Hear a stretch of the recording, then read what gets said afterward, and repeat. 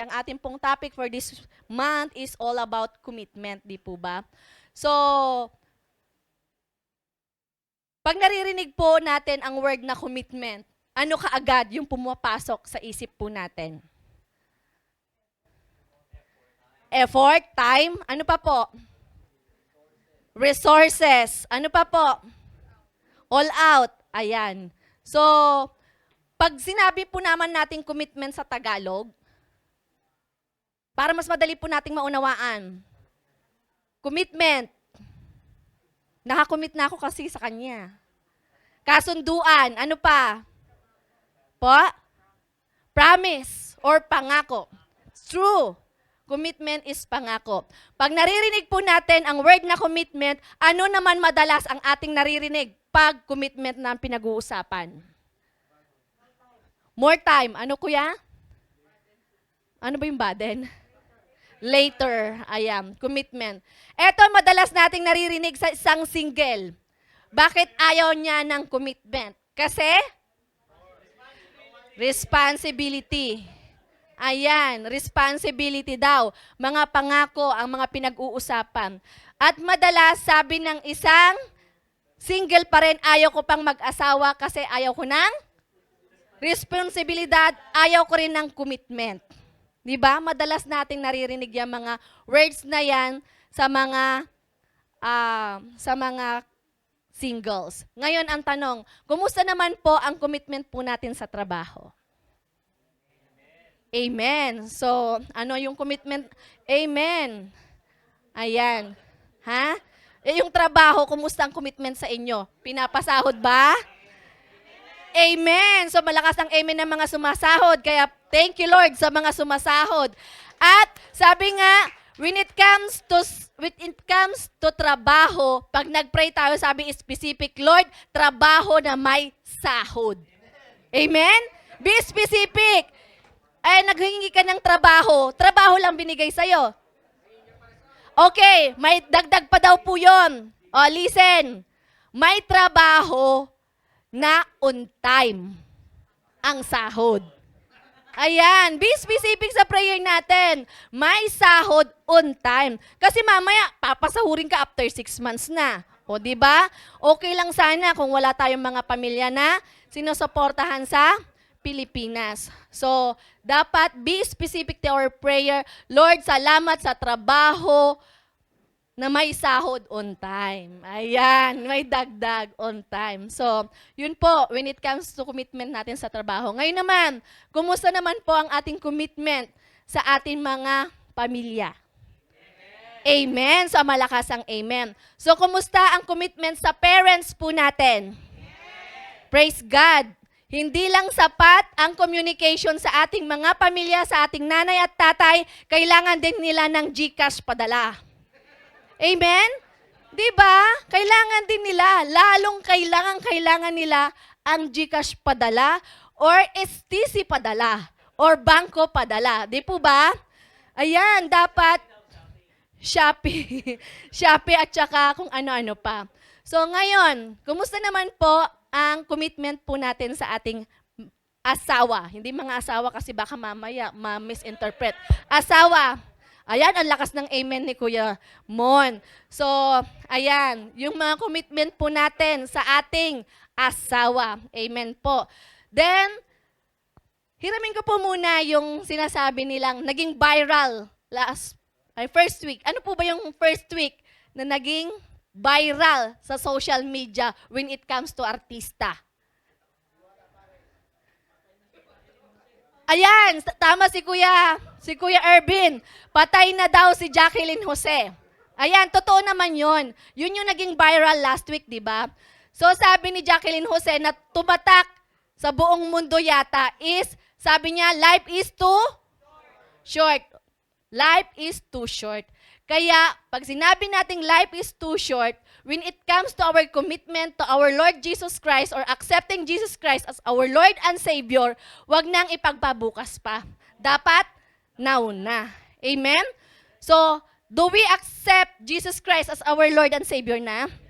Amen. Then another thing, when it comes to serving the Lord, life is too short also. When we're going to serve the King of Kings? Wala nang umamen, Pastor.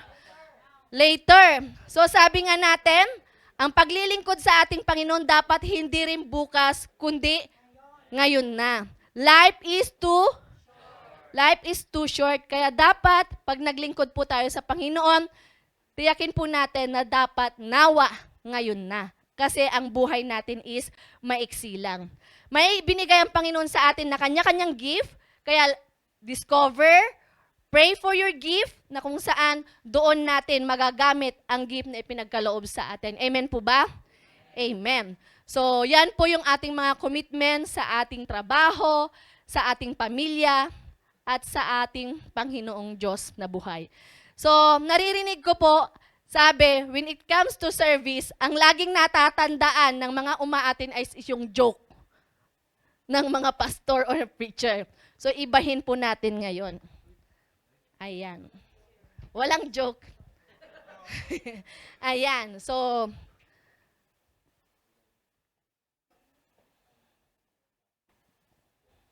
lobat yata. Joke lang daw yon.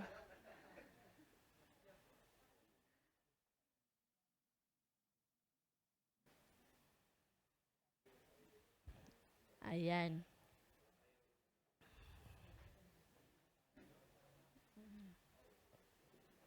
Okay. So, except po sa mga leaders and pastors, ayan. Ayaw yata. Okay na po. Thank you po.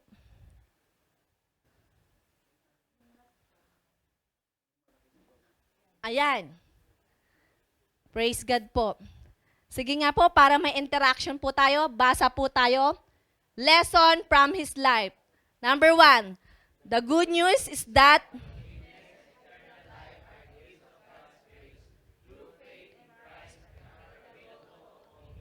next.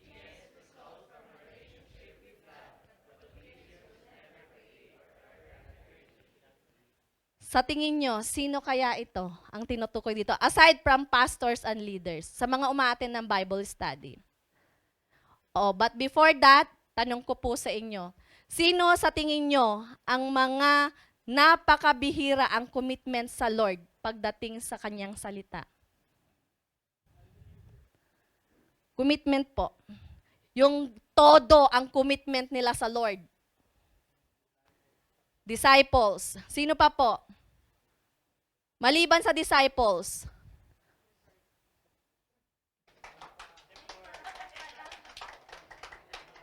Ayan. Okay. Eto pa, pangalawa. Eto nga, last. Ayan. Basa po tayo.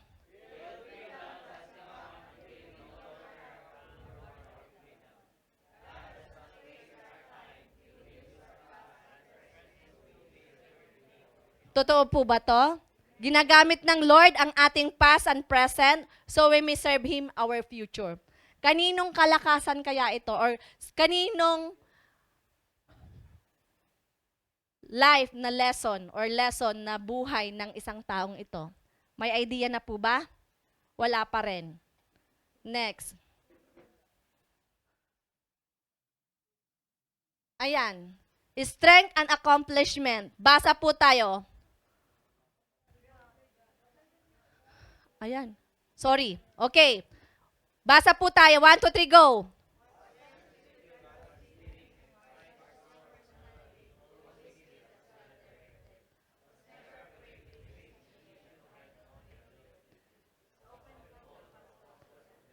Sino po siya? Very good. Nakilala na po natin siya kasi he's often called the apostle to the Gentiles. Ayan.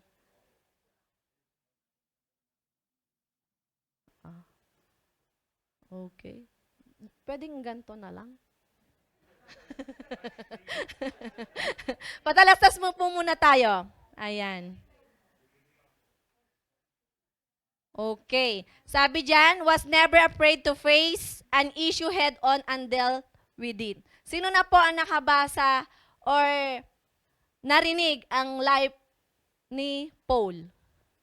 Okay, si Kuya, absent daw si Kuya Mon. Si Kuya Rod, yung kay Kuya Mon, napanood daw sa YouTube.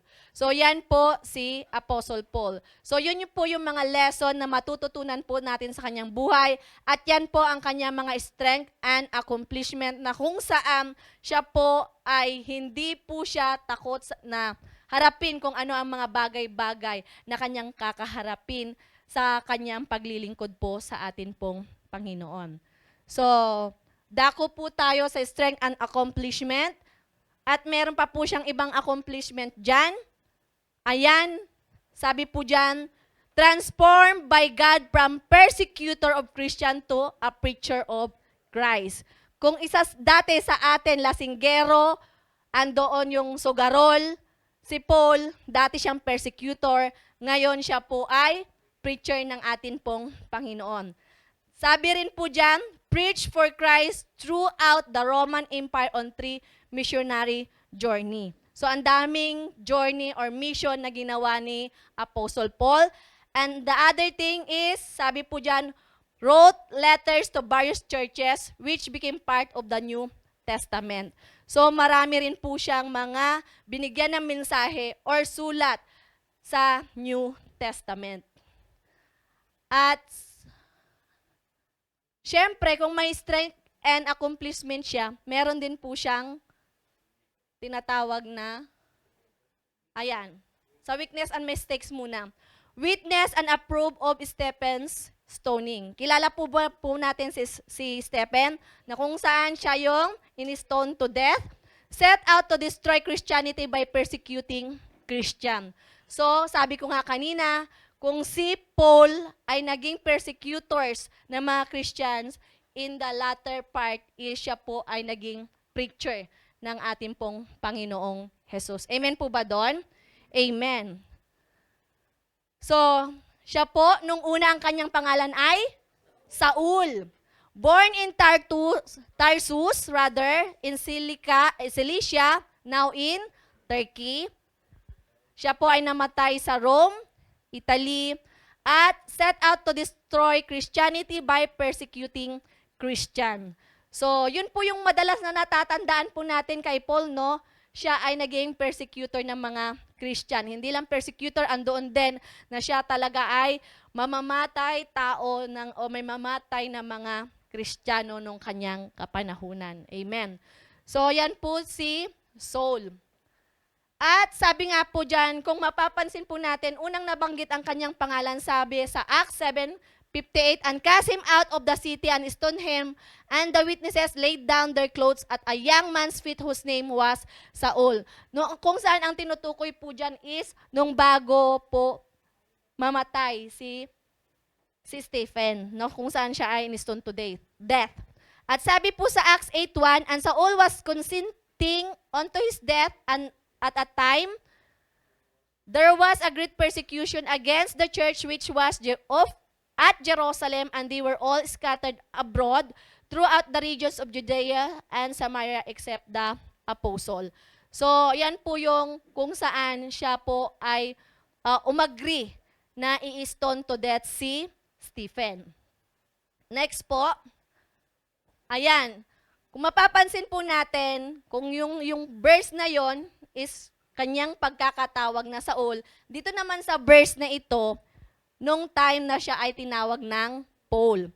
Sa Acts 13:9, then Saul, who was also called Paul, filled with the Holy Spirit, looked straight at Elmas and said. So, yan po yung mga verses na kung saan siya po ay napangalan ng Paul. Paul missionary journeys starts in the book of Acts. Book of Acts nag-start yung kanyang journey. At sa mga verses, matatagpuan na ang kanyang first journey. Ang kanyang first journey ay matatagpuan sa Acts chapter 31, verse 1 to 14 at saka 14 verse 28. Yan yung kanyang first missionary journey. Kung gusto po nating mas deeper pa, as malaman pa po natin yung about the life of Paul, basahin po natin mamaya yung kanyang mga isinulat. Ang kanyang second missionary is nasa Acts 15:36 verse 18 hanggang 22. Yan po yung kanyang second missionary. And the third one is yung Acts 18:23 at saka 21:16 na kung saan yung kanyang third missionary at yung kanyang journeys papuntang Rome. Na kung saan, sabi nga kanina, doon na siya namatay. Ayan, praise God. So, doon na namatay si Paul. Ayan. So, ano-ano po?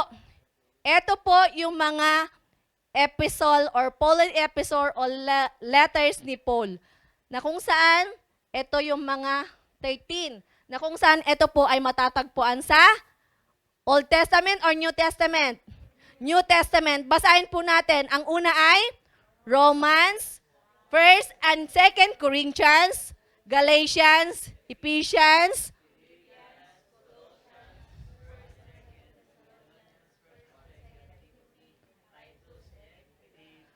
ayan, ang pang-last is si Pilimon. So, yan po yung mga 13 na kung saan may kanya-kanyang letter si Apostle Paul sa mga Romans, Corinthians, Ephesians. Ayan. So, ano-ano po ang mga key verse ng bawat mga sinulatan ni Paul? Sa Romans, sabi po dyan sa Romans 1, ay Romans 5:1. Basahin nga po natin, sabi po sa Romans 5:1.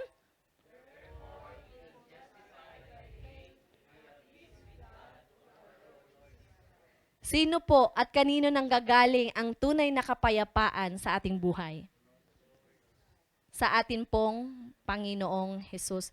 Na kung saan, sabi nga po dyan sa Romans 5, to introduce Paul to Romans and to give a sample of his message, be arrives in Rome. Na kung saan, yan nga po, papunta na po siya sa Rome.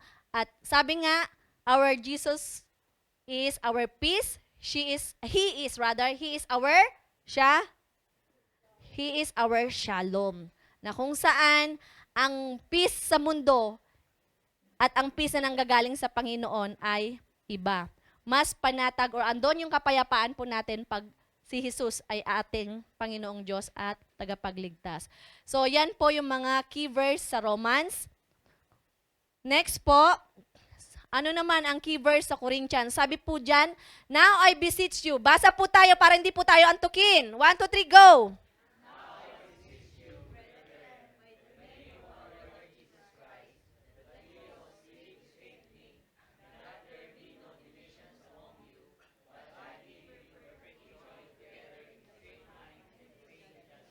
Ayan, sabi po dyan sa Corinthians, to identify problems in the Corinthians church, to offer solution, and to teach the believer how to live for Christ in corrupt society. Pag sinabi po natin dyan sa Corinthians, andyan po yung division na kung saan ito po ay nagaganap halos, sabihin na natin, nakaka-experience ang bawat simbahan ng mga division. At madalas, ang cause ng division ay pagkakabahabahagi, andon yung na kung saan hindi na isi-settle yung mga problema, kaya nagkakaroon ng division. So sa bawat simbahan, dapat may i-point kaagad kung ano yung problema. Sabi nga po natin, kailangan pag may problema, maliit pa lang kailangang solusyonan na para hindi siya lumaki. Ayan. So, yan po sa Corinthians. Pagdating naman po sa Corinthians, muna po tayo. 2 Corinthians. Now then, we are ambassador for Christ, as though God did beseech you by us, we pray you in Christ's stead, be ye reconciled to God. So, sino po ba ang mga ambassadors ni Lord dyan? Sino po ang mga ambassador ni Lord? Bilang mga ambassador ng ating pong Panginoon, dapat, di ba, bawat country may mga ambassador. So sila po yung mga ginagamit para yung mga problema ng bawat mga Pilipino sa bawat ibang bansa, sila yung nagsisettle. Di po ba? So bilang mga ambassador ng ating pong Panginoon, it is our responsibility na maibahagi ang salita ng Panginoon in Samaria, Judea at the end of the world. Matthew, na kung saan tayo po ay natasan sa Great Commission na ibahagi po ang salita ng Panginoon. Next po, ano naman po ang key verse sa Galatians 5:11? Basa po tayo.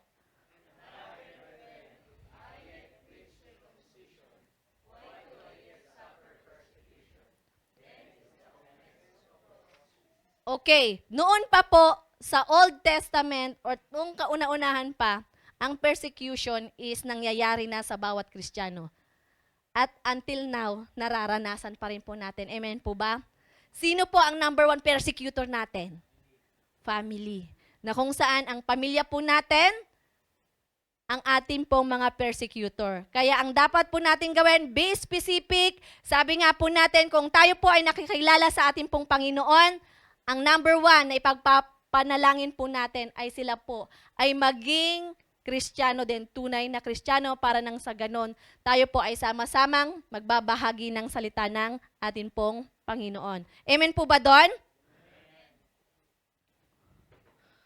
Wala na, tulog na sila. Ayan. So, mahaba-haba po ito. Madalas, ito po talagang natutulugan pag mga verse sa Bible ang pinag-uusapan. Pero sabi nga natin, ang salita ng Panginoon ay nakakapagpabago ng buhay. Amen. So Ephesians 4:4-6, there is one body and one spirit, even as ye are called in one hope of your calling, one Lord, one faith, one baptism, one God and Father of all, who is above all and through all and in all. Ayan. So yan po yung nasa Ephesians na kung saan tayo po ay isang katawan, na kung saan tayo po ay may kanya-kanyang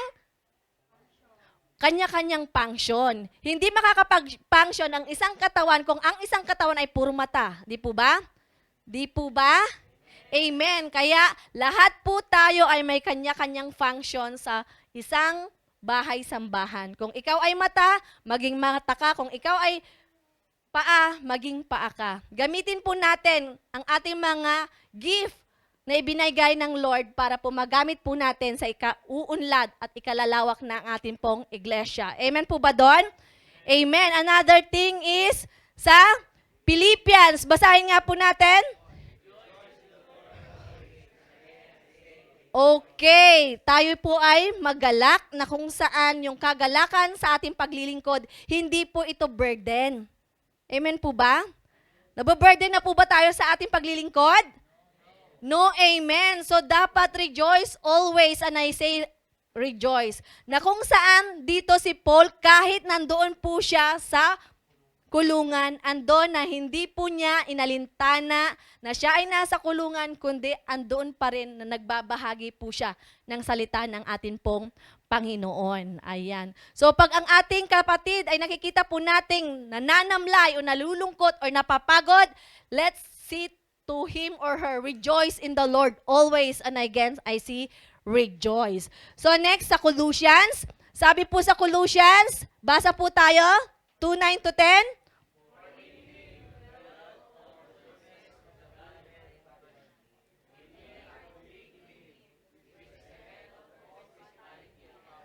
Ayan.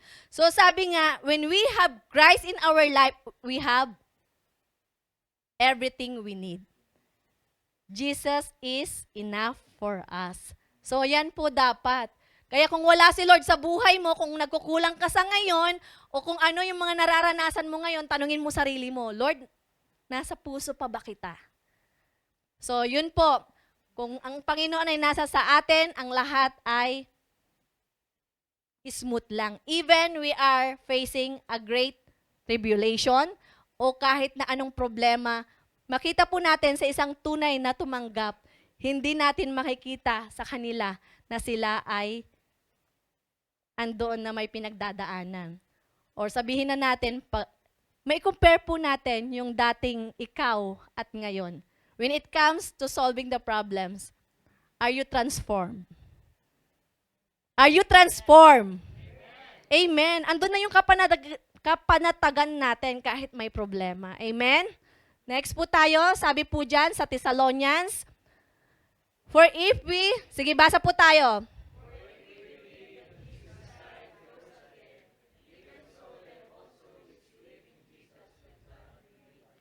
Ayan, sabi nga po dito, when Christ return, all believer, dead and alive, will be reunited, never to suffer or die again.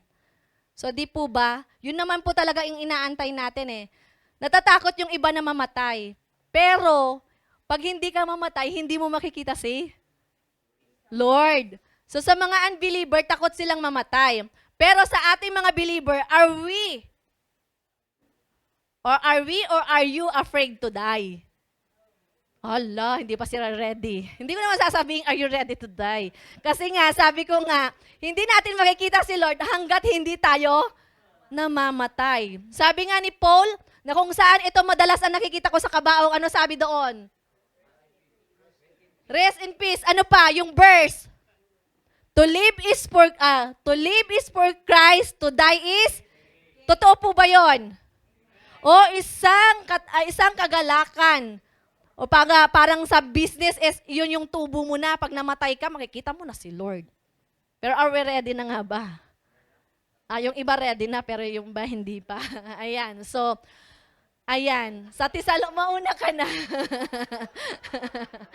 Ayan, sa 2 Thessalonians, ano pong sabi doon?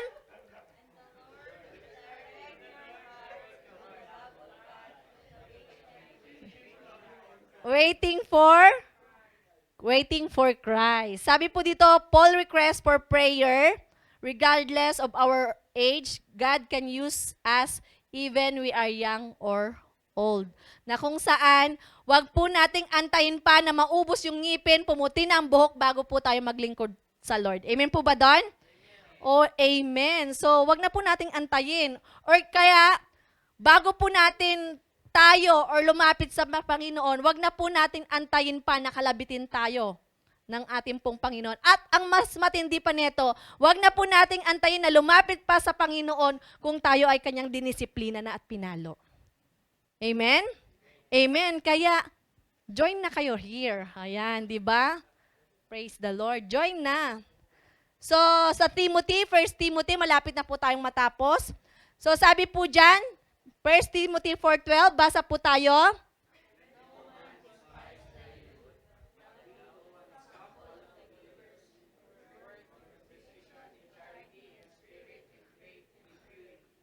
Yun. So, nauna yung explanation ko doon sa una. So, sabi nga po natin, example of the believers, let no man despise their youth. So, habang andun pa yung ating pong kalakasan, dapat maglingkod na po tayo. Huwag na po nating antayin na uugod-ugod tayo bago pa po tayo maglingkod sa Lord. Sabi nga, walang bata matanda pagdating sa paglilingkod sa Lord. Amen po ba? Kung tayo po ay matanda na, ang for me, sabi nga ng mga ibang mga kilala ko, pag nasa mga seniors na, ang ministry na lang daw nila po is yung napakahalaga. Backbone of the church. Ayan, backbone of the church is prayer. Ayan, yun po ang lagi po natang tatandaan. Ayan, hindi aftercare, kundi prayer. Ayan. Ayan, tandaan na, backbone of the church is prayer. Amen. Ayan, 2 Timothy, sabi po dyan sa verse 15, basa po tayo.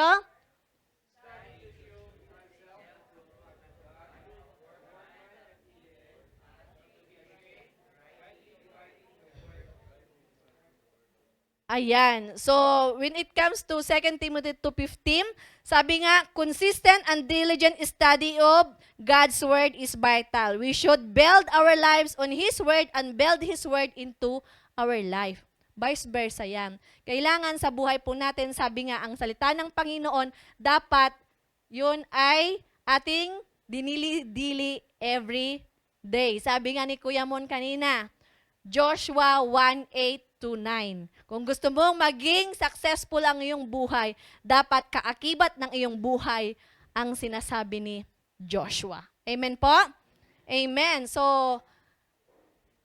Titus. Si Titus ang nakaano sa akin, di si Pilimon na. So, sabi po sa Titus 1:5, the reason I left you in Crete was that you might put in order what was left unfinished and appoint elders in every town as I directed to you. So, dito po, na kung saan ito na po yung, sa isang simbahan, kailangan po natin pumili ng ating mga church leaders. Di po ba? So, sa bilang mga church leaders, sabi po dito, church needed strong spiritual leadership. Men chosen were to lead the church by teaching sound doctrine, helping believers mature spiritually, and equipping them to live for Jesus Christ despite opposition. or despite persecution.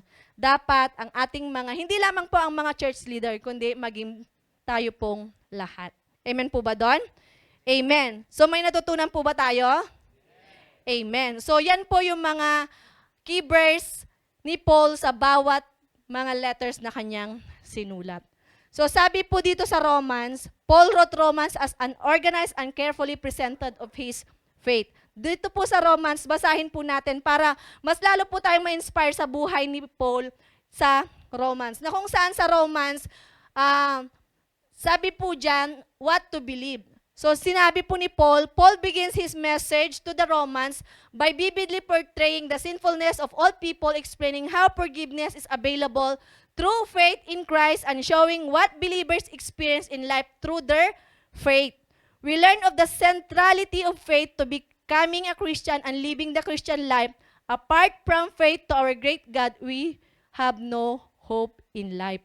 So, when it comes to Romans, yan po yung sinulat ni Paul sa mga taga-Roma, na kung saan dapat sa kanilang lahat is dapat andon yung paniniwala or faith nila to our great, great God. Amen po ba doon?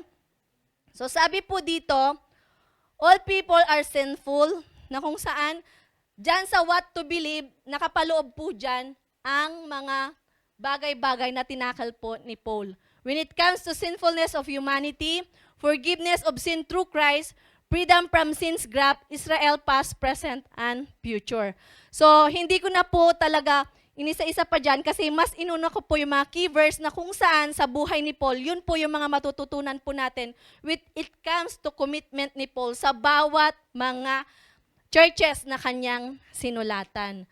So, yan po yun. At sabi nga po dito, like a sports, learn that constantly review the basic, we will be greatly helped in our faith by keeping close to this foundation. So, sa buhay po natin, madalas kung nagkakaroon po tayo ng mga problema sa simbahan or sa trabaho, sabi nga, go back to the basic or the foundation. Sino po pa ang foundation ng atin pong pananampalataya? Ang ating pong Panginoon. So dapat, whatever circumstances, whatever trials that we are facing, we must trust our Lord Jesus Christ. And we must have a great, great faith to our Lord Jesus Christ. Amen po ba? May natututunan po ba tayo? Gising pa po ba tayo? Okay, next. Sabi po dyan, how to behave. Agi. Sa Pangasinan. Ito, kung sa una, sabi doon sa una, what to believe, ano or sino ang dapat nating panampalatayanan. Pagdating sa ating pag-accept sa ating Panginoon, how to behave naman. Sabi po dyan, basa po tayo.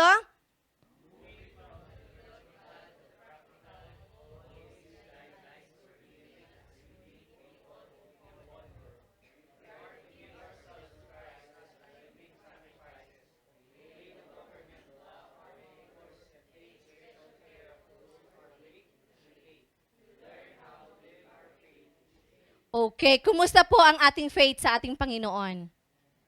Kumusta po ang ating faith? Ayan, so sa atin po bilang mga tunay na tumanggap sa ating Diyos na buhay, dyan po sa how to behave, sabi nga kung tunay mong tinanggap ang ating Diyos na buhay, kailangang may pagbabago. Amen. So kailangang may pagbabago. Ang pagbabago naman is hindi siya instant, hindi siya overnight. As long as tayo ay nakakakitaan ng pagbabago, yan ang proof na tayo po ay tunay na tumanggap sa ating pong Panginoon. So, dalawa lang po ito. Ayan. So, under that, how to behave, personal responsibility at saka yung personal notes ni Paul sa mga taga-Romans. So, dako po tayo sa Corinthians. Basa po tayo sa Corinthians.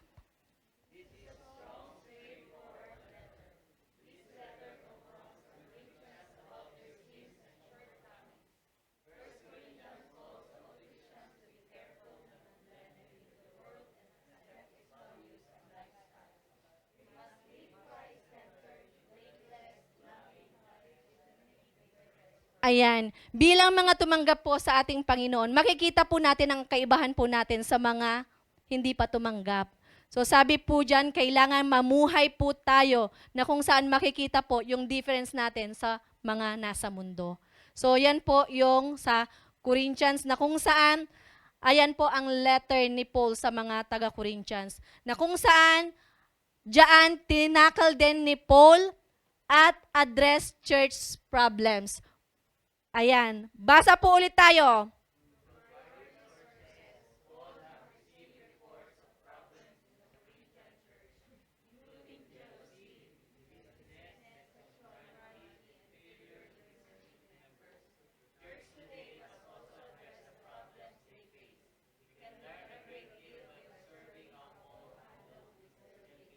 Ayan. So, bilang mga Paul ng bahay-sambahan, pag mayroon pong problema, kailangang i-address po natin ng maaga. Para nang sa ganon, masolusyonan po kaagad. So, sa church, hindi po natin maiiwasan ng mga conflicts sa mga churches. Pero sabi nga, God is a God of order.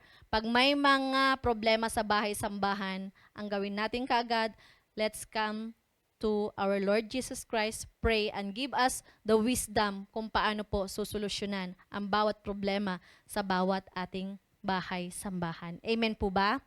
At andyan din po sa 1 Corinthians na kung saan nakapaloob din po dyan sa church, division in the church, disorder in the church. So makikita po natin, sabi ko nga habang binabasa ko itong mga to, sa mga bawat churches na nagkakaroon ng problema, let's go back and read the book of Corinthians. Makikita po natin doon kung paano natin maisettle ang bawat problema ng bawat simbahan. Next po is Paul answer church questions. Basa po tayo. 1, 2, 3, go.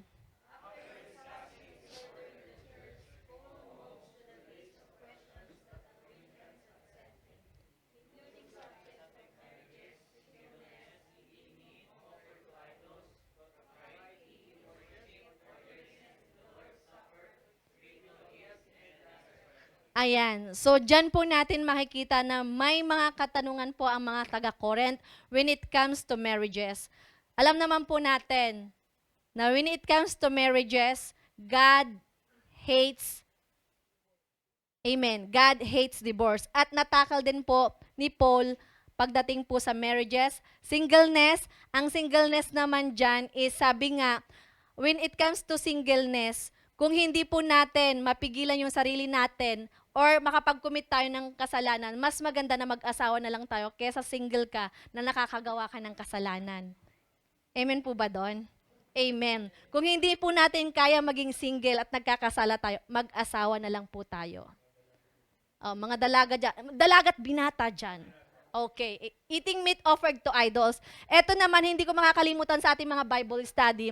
Ito madalas, kahit na Kristiyano na po tayo, umaatin tayo ng mga piyesta, di ba?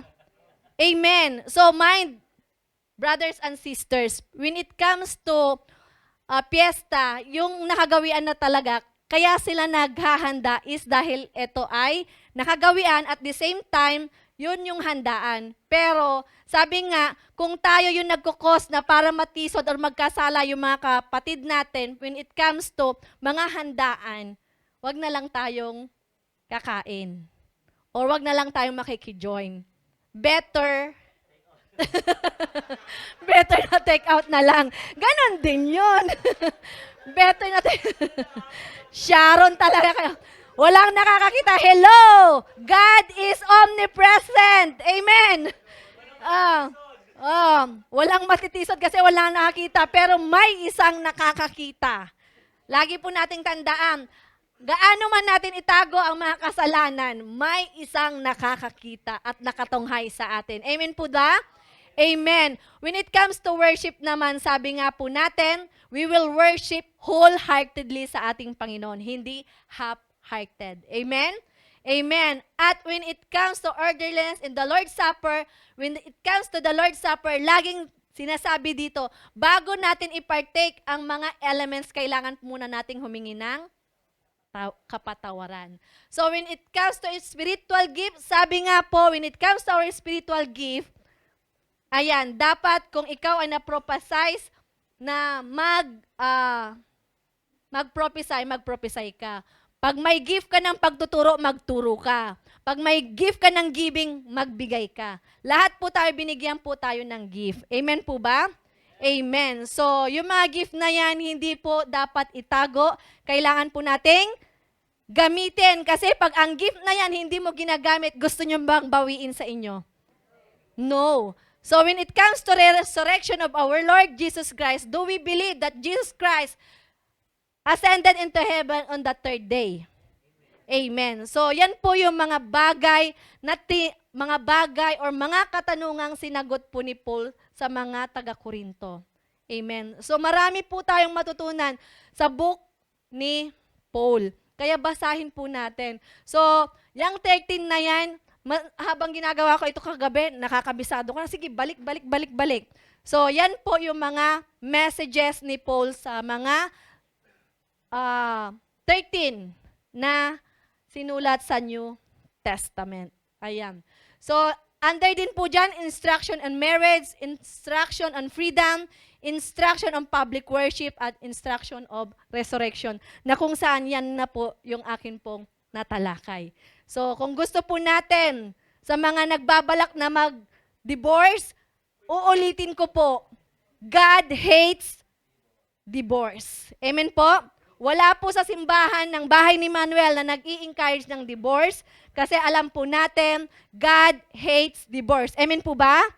Amen. So, ang title po ng atin pong preaching ngayon ay Paul, the greatest example of commitment in the Bible, na kung saan, sabi nga ang supporting verse po natin, nasa dalawang tinakal po natin, nasa Romans 5:1 and 1 Corinthians 1:10. So, ito po, sa akin lang po ito ha. Hindi ko po alam kung sino-sino yung mga Bible character nasa inyo na napaka-great ng kanilang commitment sa Lord.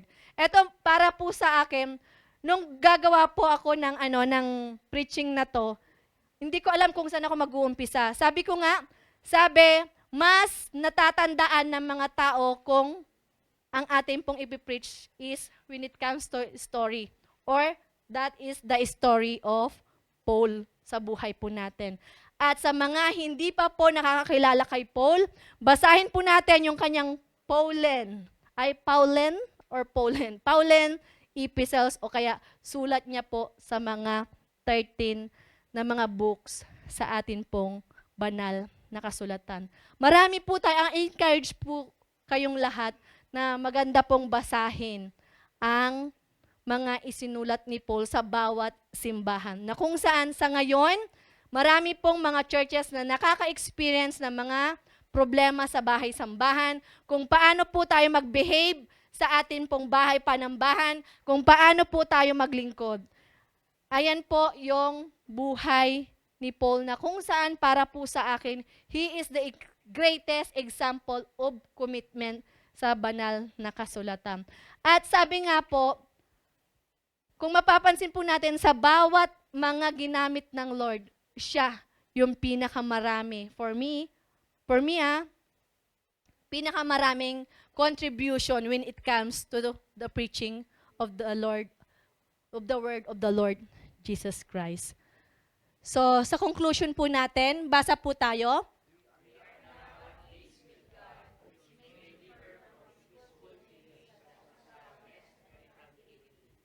Peace with God means with Him. There's no more hostility between us, no sin blocking our relationship with Him. Peace with God is possible only because paid the price for our sins through His death and resurrection. So sabi po dyan, sa last, okay, sabay-sabay po tayo, lakasan po natin.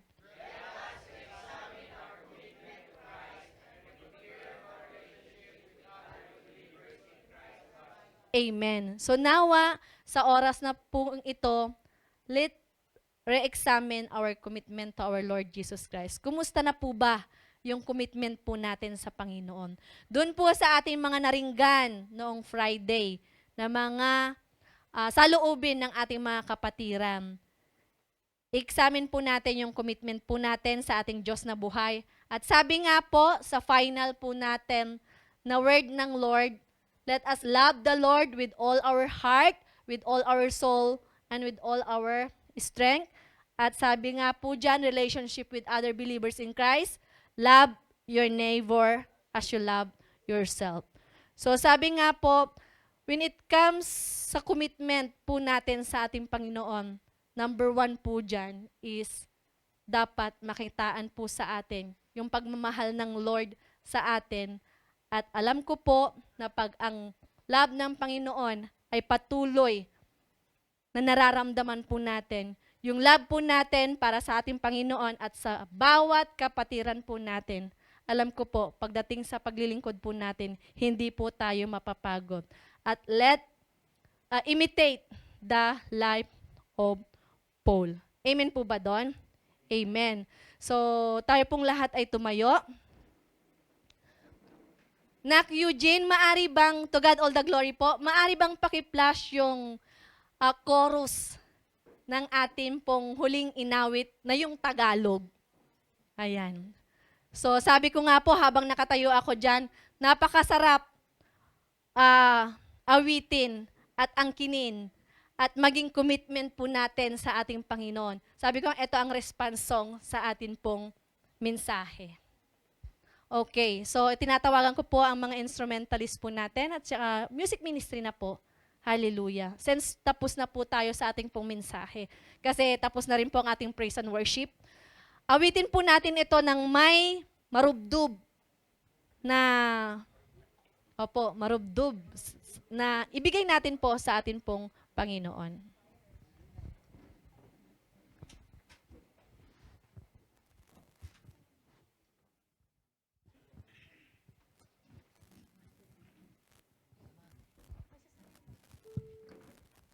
Okay, sige po. Tayo pong lahat ay manalangin bago po natin awitin yan. Yes, oh Father, thank you so much, oh God, for the life of Paul, na kung saan, Panginoon, nakita po namin, oh God, yung kanyang commitment, Panginoon, pagdating sa paghahayag ng iyong salita, Panginoon. Lord, nakita po namin yung mga trials, persecution na kanyang naranasan, at Lord God, nawa, maging example po namin si Paul. At lalo't higit, Panginoon, ikaw at ikaw lamang ang magiging great example ng buhay po namin when it comes to commitment. Lord, your commitment to us is to give your Lord Jesus Christ, Panginoon, na anak mo para, Panginoon, sa salvation ng sangkatauhan. Thank you for that commitment, O God. At Lord God, bilang commitment po namin sa inyo, Panginoon, matagpuan mo kami, Panginoon, Lord God, na naglilingkod sa iyo, Panginoon, sa lahat ng aspeto ng aming mga buhay. Lord, maraming pong salamat sa kabutihan, pagpapalo, pagdidisiplina mo sa bawat anak mo, O Diyos. At Lord, help us to re-examine and recommit our commitment to you, Panginoon, Lord God. Lalo't higit sa aming paglilingkod sa iyo, Panginoon. Lord, kung nakikita mo kaming napapagod, you are our strength, O God. You are our joy, Panginoon. Kaya, Lord God, salamat at nawa, Panginoon, sa pamuhay po namin ang bawat narinig po namin at maging example po namin. Ikaw ang una, pangalawa si Paul, at ang aking mga kapatiran, Panginoon, ay patuloy, Panginoon, na maglilingkod sa iyo. Sige po, awitin po natin.